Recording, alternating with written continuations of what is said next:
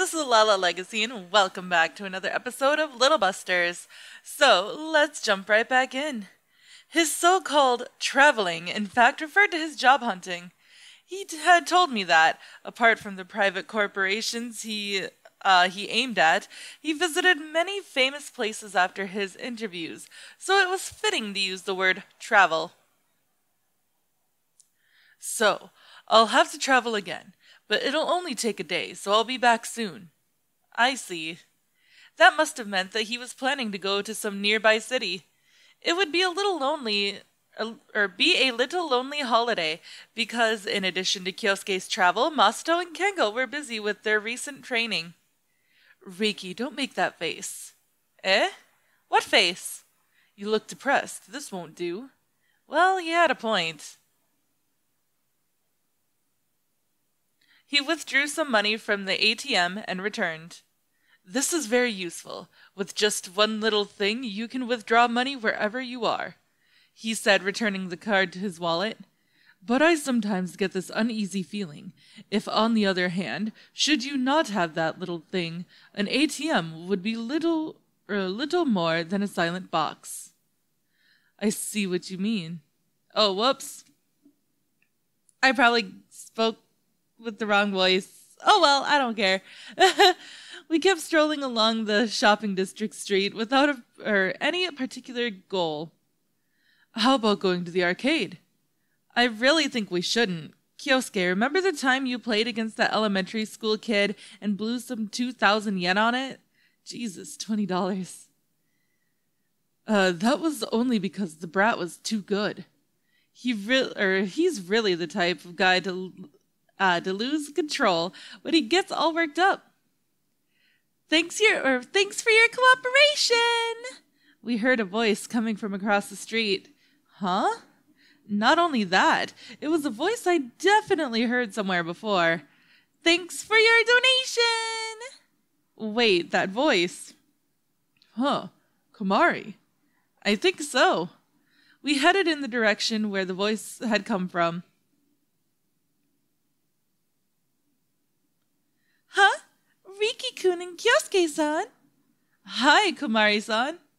Hi, Riki-kun. Are you doing volunteer work? Yep, I'm soliciting contributions. The way she said it made it sound like she was doing something shady instead. Seems like a tough job. Is it some school committee stuff or something? Both are wrong. It's not tough and has nothing to do with school committees. Smiling, she answered, It's something I could never do, something with no profit for me and for the sake of people I don't even know. Kyosuke-san, you've got it wrong. When you make someone else happy, you become happy yourself. Besides, if you can help someone like this, it's a great thing. When you do a great thing, you feel great too. This is the best profit for me. That's why I'm doing this. Komari's spiral of happiness theory. I'm deeply touched. Whoa, he's the most simple-minded one himself. You must let me help. He pulled out his wallet. Whoa, I only have a 5 yen coin and a 10,000 yen banknote. 10,000 is obviously out of the question. Shouldn't something like 100 be okay for this? Yep, the amount doesn't matter. Donating is just a small way to show kindness. Even 5 yen, so long as it contains your kindness, is very priceless. This is bad. Now I've moved even more. Goodbye, 10,000 yen. He produced a 10,000 yen note from his wallet and was going to plunge it into her donation box. Wait, that's money for your trip, I intervened at the last second. Huh? A trip? Kyosuke's job hunting trip. Without money, he'll get lost in the middle of the city again. Huh? Kyosuke-san, you shouldn't seek your own unhappiness. It's the thought that counts, so it's fine. He ended up buying a bottle of juice at the nearest convenience store and donating a 100 yen coin he received in change. I donated 100 yen too. Thanks, both of you. Hold on, Komari, I have an idea. Huh? What? Let's call the others. He brought out his cell phone and started going through his contact list. Masato. Sir. Kengo. Here. Don't just call us out like this don't just call us out like this out of the blue. Don't just keep calling me every single time I'm on a break. You don't, or you know I can't refuse you. Kyosuke didn't seem disturbed, though they were shaking him back and forth. Actually, he was looking rather refreshed. Huh? What about Rin? She'll come by later. So, donating. Yep, thanks for your cooperation. I'm not rich at all, so is 50 yen okay? Then I'll donate 55 yen. What? You bastard! I'll donate 56 yen then! 65 yen. You damned, I don't know that word. Don't just drive up the prices as you like. No, that's a laughably small increase, I think. The amount doesn't matter. Donating is all about showing one's kindness. So long as you include kindness, it's all very priceless. That's a rehash. And also, when you're the one saying it, Kyosuke, it sounds really shady. Why? Those are the words that really touched me. Hold on, Komari. Just how did you set me up? Hey, I did?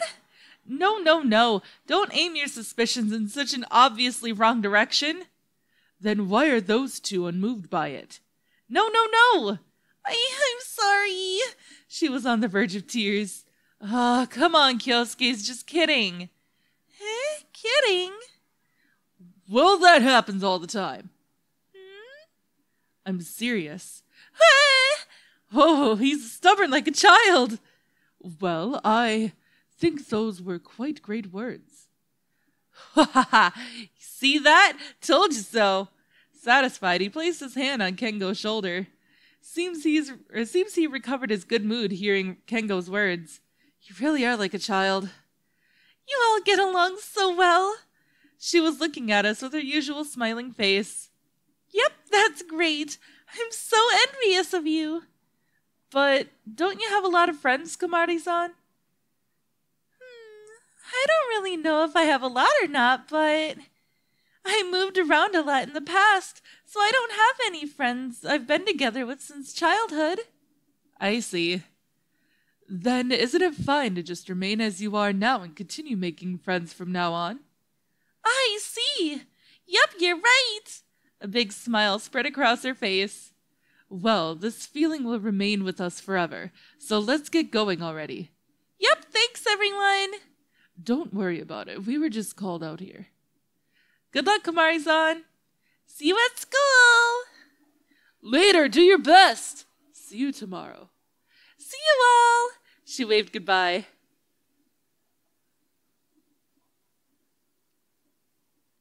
I stole a sidelong glance behind me and noticed Rin joining with Komari-san. Seems like she had been embarrassed to be seen talking with Komari-san, so she hid herself. It appeared to me that Kyosuke too had noticed this, but pretended he didn't see a thing. What's wrong? Nothing special. Thanks for your cooperation. Looks like she's helping Komari-san. Kyosuke and I exchanged glances, unable to hold back the urge to smile. Aww. Komari's a good person, Riki. Well, that goes without saying. She's a good girl, that Komari-san. Yup. It'd be good if she'd settle down a bit, though. Well, she's the kind you wouldn't get tired of looking at. We continued to walk, talking in this way. It's been a while. What has? The four of us in town walking together. Now that you mention it, that's true. Right, let's go grab something to eat. Cutlet! You don't have to say it so forcefully. No, obviously pork ramen is fine too. What's obvious is a mystery to me, but either is fine. You can go? I'll have whatever you're having. Hey, aren't you actually messing around instead of training now? Well, I'll make up for it in the evening. Whew. He. We silently reached a consensus. All right, let's go check out every storefront menu. He began running amok like a kid. Of course, I followed right behind him. In the afternoon, it was time for independent training. However, no one else showed up on the field other than Kyosuke. Yeah, what a surprising lack of team spirit. Where's the unity we had earlier? What do we do? I'll train on my own. You go find someone to train with. Yeah, sure. You know what? Let's go look for a partner. Who should I look for as a partner? Haruka. I trained with Haruka-san. Woo!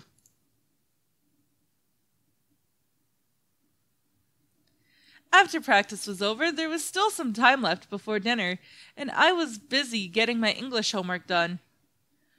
Do you use then for a comparison? No, it's not a comparative sentence with than. You should use not as. It's a negotiation. I looked at his answer sheet.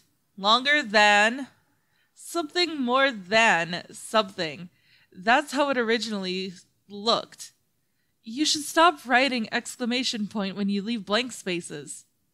But doesn't Rongazan sound cool? Rongazan, Dragon Fang Reaper, is undoubtedly a name for an ultimate technique. Whoa, isn't it totally cool? I don't really understand why you use the Chinese reading for the dragon character only, and you're about the only one who would write an ultimate technique name in an English workbook. Rongazan! Hayazan! Supremacy, authority, only beheading. I could only study kanji at the same time. I could even study kanji at the same time. What a great way to study. Let's write the alphabet. It's difficult as always during doing homework with Masato, but I managed to finish it somehow. Whoa, you're quick today. I shot a glance at the clock. There was still an hour left before dinner. There's nothing else to do now. Is everyone else coming over? That Kengo seems to be busy with the self-training. Ah, I see. We were chatting about various stuff like this when... Oh yeah! I'm sorry! We heard someone's lively voice. That voice. There was no doubt it was Komari-san. What is it? I'll take a look. I stepped out through the door.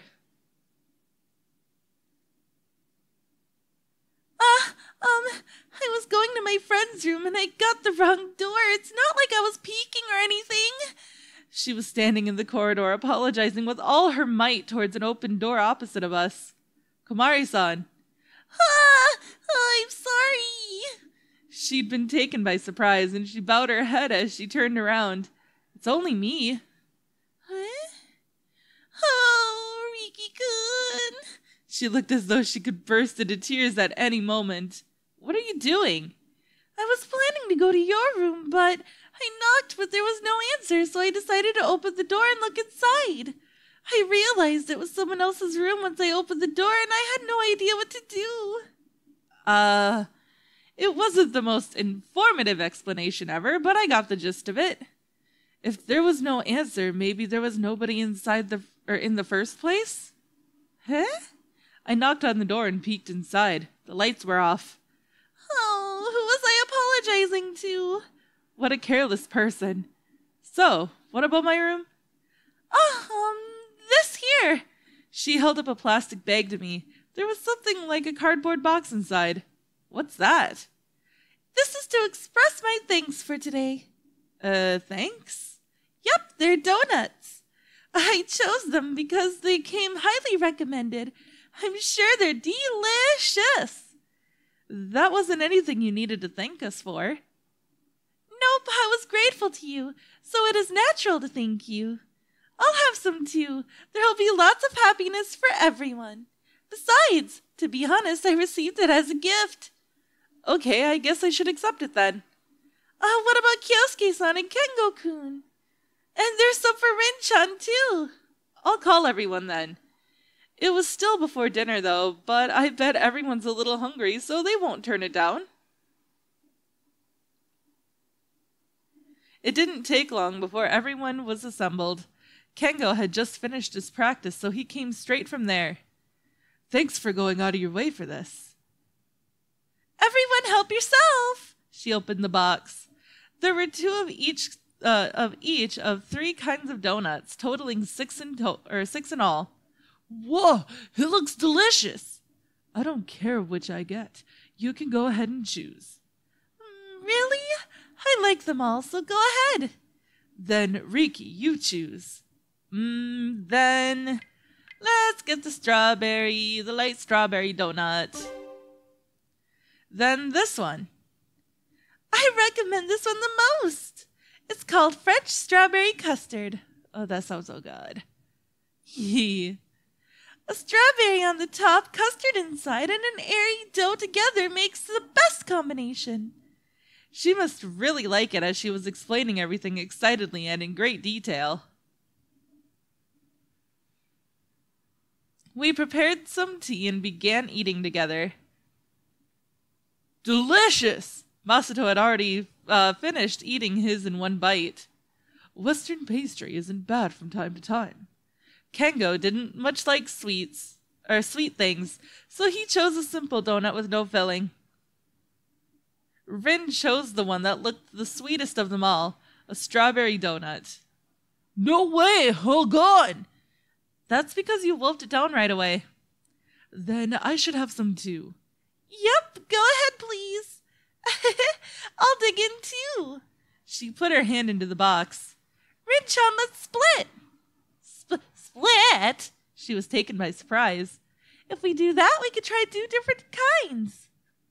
She nodded and gave half her donut to Komari-san. Here. Similarly, Komari-san handed half of her donut to Rin. I see, that's a good idea. Riki, let's split ours too. Sure. Kyosuke and I divided our donuts between ourselves. Kengo, let's trade. With what? A rotten black banana. You think I want that? After we finished our donuts, Komari-san returned to the girls' dormitory. Well, we have some more time to kill before dinner. Yeah, that's right. Rin, was it good? It was delicious. I see. Are you satisfied? Very much satisfied. He seemed to be in high spirits. Well, it's nice having Rin on standby outdoors, but there's nothing for her to do as usual. Let's tell her to go inside then. Well, we'll think of something. Meow. Are you hungry? Rin was talking to a cat. There's nothing left. Someone's here, she informed us. A teacher? No, a girl. You know her? I don't, but she's a second year too. What? Again with that recruiting stuff? We'll have Rin talk to her for now. We don't need any more girls. Good evening, Natsume-san. Good evening. Oh, she's the one who greeted first. She sounds like a friendly person. My name is Koshiki. She proceeded to introduce herself. We stiffened at once upon hearing her name. Cool. Rin, too, was at a loss as to what to say. Korishiki? She simply didn't hear her name right. No, it's Koshiki. Koshiki? Ugh. I had a bad feeling. Rin could easily spill out all the rumors she'd heard about her, but she stopped at that. Whew. Miyazawa-san always takes care of me. She continued her monologue. I'm thankful to him for that, and... No, please give him my best regards. Sure. Then good night. Stop her! Oh, stop her! We were startled, but the one who said these words was Kengo. Rin, stop her! Kyosuke continued. Wait up! Rin said sharply, almost threateningly. What's the matter? What, one inviter? No, don't mention baseball. Talk about any foolish things that come to mind. Anything is fine, just keep her talking. Let me see. What are your hobbies? I don't have any. Miyazawa-san is always telling me to find some, she said in a self-derisive tone. Do you know about Miyazawa-san's hobbies? His hobbies? Reading books. Tell her I'm always reading books. He says he likes reading. Apparently he's always reading books in his room. Their words overlapped. Rin failed to catch Kengo's words and asked back in puzzlement. Miyazawa's hobby, reading. Is he really such an avid reader? Koshiki-san was the only one to repeat herself. No, he's not. Miyazawa-san has always been walking the path of the sword. Right? Kengo hung his head in defeat. Does your eye hurt? She asked boldly. It does. It hurts. A lot. That's a pity. Thank you. Well, I have to get back to my room soon. Yeah. Good night. Their dialogue was over. Koshiki-san already walking away. What was that about? Kengo left the question unanswered, remaining deep in silence. Good evening, Natsume-san. And a new voice appeared. Sasuke Sasami! She better again! Oh, you were talking about Miyazawa-san, no, or Sama, no. I heard you. Just how popular are you? Miyazawa-san's or Sama's hobbies. What about them? So his hobby is collecting wooden chopsticks and making a raft with them. He failed last time and it sank. Eh? His hobby is collecting wooden chopsticks and making a raft with them. He failed last time and it sank. Ugh. But that is all the time that I have for this episode, guys. So if you liked it, please give it a big thumbs up down below. And if you haven't already subscribed, by subscribing, you're becoming part of a legacy. I love you guys so much, and I will see you in the next video. Bye-bye!